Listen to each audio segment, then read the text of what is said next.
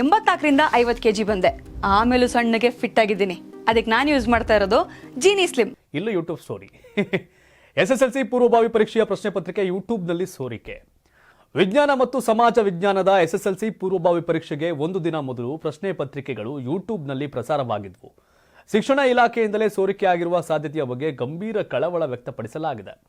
SSLC ಪೂರ್ವಭಾವಿ ಪರೀಕ್ಷೆಗಳು March 3 ಮತ್ತು 4ರಂದು ನಿಗದಿಯಾಗಿದ್ವು. ಆದರೆ ಮಾರ್ಚ್ 2 ಮತ್ತು 3ರಂದೇ ಸಂಪೂರ್ಣ ಪ್ರಶ್ನೆ ಪತ್ರಿಕೆಗಳು ಯೂಟ್ಯೂಬ್ನಲ್ಲಿ ಕಾಣಿಸಿಕೊಂಡಿವೆ. ಈ ಬಗ್ಗೆ ಶಿಕ್ಷಣ ಇಲಾಖೆಯ ಹಿರಿಯ ಅಧಿಕಾರಿಯೊಬ್ಬರು TNIAಗೆ ಮಾಹಿತಿ ನೀಡಿದ್ದು, ಪ್ರಶ್ನೆ ಪತ್ರಿಕೆಗಳು ಪರೀಕ್ಷೆಗೆ ಕೇವಲ 2 ಗಂಟೆಗಳ ಮೊದಲು ಶಾಲೆಗಳು ಅಥವಾ ಪರೀಕ್ಷಾ ಕೇಂದ್ರಗಳನ್ನು ತಲುಪಬೇಕು ಮತ್ತು ಅವುಗಳನ್ನು ಒಂದು ದಿನ ಮುಂಚಿತವಾಗಿ ವಿತರಣಾ ಕೇಂದ್ರಗಳಿಗೆ ಕಳಿಸಲಾಗುತ್ತದೆ. ಆದರೆ ಒಂದು ದಿನ ಮುಂಚಿತವಾಗಿ ಆನ್ಲೈನ್ನಲ್ಲಿ ಹೇಗೆ ಸೋರಿಕೆ ಮಾಡಲಾಗಿದೆ ಎಂಬ ಪ್ರಶ್ನೆ ಹುಟ್ಟುಕೊಂಡಿದೆ. ಸಮಾಜ ವಿಜ್ಞಾನ ಪರೀಕ್ಷೆಯ ಪೂರ್ವಭಾವಿ ಪ್ರಶ್ನೆ ಪತ್ರಿಕೆಯನ್ನು ಹೊಂದಿರುವ ಯೂಟ್ಯೂಬ್ ಶಾರ್ಟ್ಸ್ ಎಂದು ಅಪ್ಲೋಡ್ ಮಾಡಲಾದ ವಿಡಿಯೋವನ್ನು ಪರೀಕ್ಷೆಗೆ ಒಂದು ದಿನ ಮೊದಲು ಮಾರ್ಚ್ 3ರಂದು ಅಪ್ಲೋಡ್ ಮಾಡಲಾಗಿದ್ದು, ಇದನ್ನು 24,000 ಶೇರ್ ಮಾಡಲಾಗಿದೆ. ಸುಮಾರು 10,000 ಅಂದರೆ ಶೇರಿಂಗು ವ್ಯೂಸ್ ನೋಡಿದಾಗ ಒಂದು ಸ್ವಲ್ಪ ವ್ಯತ್ಯಾಸ ಇದೆ. ಇನ್ನು ಈ ವಿಡಿಯೋವನ್ನು 73 ಚಂದಾದಾರರನ್ನು ಹೊಂದಿರತಕ್ಕಂಥ 73 ಸಬ್ಸ್ಕ್ರೈಬರ್ಸು ಹ್ಯಾಕರ್ ಅನಿ ಎಂಬ ಯೂಟ್ಯೂಬ್ ಚಾನಲ್ ಪೋಸ್ಟ್ ಮಾಡಿದೆ. ಇದೇ ಚಾನಲ್ ಮಾರ್ಚ್ 2ರಂದು ವಿಜ್ಞಾನ ಪ್ರಶ್ನೆ ಪತ್ರಿಕೆಯ ವಿಡಿಯೋವನ್ನು ಅಪ್ಲೋಡ್ ಮಾಡಿತ್ತು. ಆದರೆ ಶಿಕ್ಷಣ ಆಯುಕ್ತ KV ತ್ರಿಲೋಕ್ ಅವರ ಬಳಿ ಈ ವಿಷಯವನ್ನು ಪ್ರಸ್ತಾಪಿಸಿದ ನಂತರ ವಿಡಿಯೋವನ್ನು ತೆಗೆದುಹಾಕಲಾಗಿದೆ.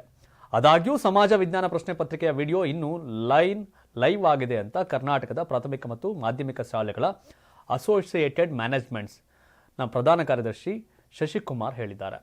ಘಟನೆಯ ನಂತರ ಪೊಲೀಸ್ ಆಯುಕ್ತ B. ದಯಾನಂದ ಅವರಿಗೆ ಪತ್ರ ಬರೆದು ಕ್ರಮ ಕೈಗೊಳ್ಳುವಂತೆ KAMS ಒತ್ತಾಯ ಮಾಡಿದೆ.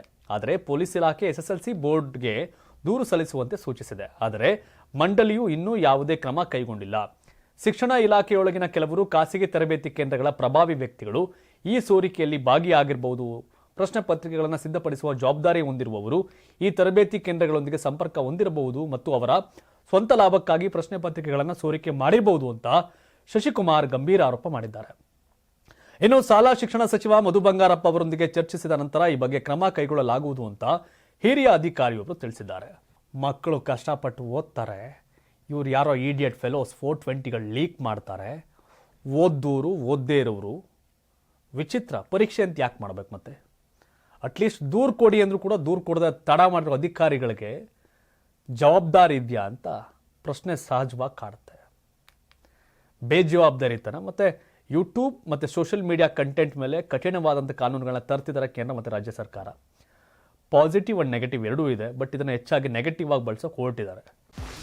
84ರಿಂದ 50 kg ಬಂದೆ. ಆಮೇಲೂ ಸಣ್ಣಗೆ ಫಿಟ್ ಆಗಿದ್ದೀನಿ. ಅದಕ್ಕೆ ನಾನು ಯೂಸ್ ಮಾಡ್ತಾ ಇರೋದು ಜೀನಿ ಸ್ಲಿಮ್.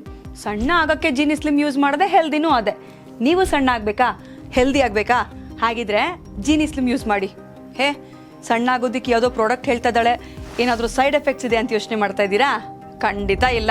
ಯಾಕಂದರೆ ಇದು ಕೆಮಿಕಲ್ ಫ್ರೀ. ಸಣ್ಣ ಆಗಬೇಕು ಅಂದರೆ ಜೀನಿ ಸ್ಲಿಮ್ ಯೂಸ್ ಮಾಡಿ. ಹೆಚ್ಚಿನ ಮಾಹಿತಿಗೆ ಕೆಳಗೆ ಡಿಸ್ಪ್ಲೇ ಆಗ್ತಿರೋ ನಂಬರ್ಗೆ ಕಾಲ್ ಮಾಡಿ. ಬೆಂಗಳೂರಿನ ಬೆಸ್ಟ್ ನೀಟ್ ಕೋಚಿಂಗ್ ಅಕಾಡೆಮಿ ಅಂದ್ರೆ excellence NEET academy. NEET crash course and NEET long term coaching admission ಪ್ರಾರಂಭ. ಈ ಕೂಡಲೇ ಸಂಪರ್ಕಿಸಿ.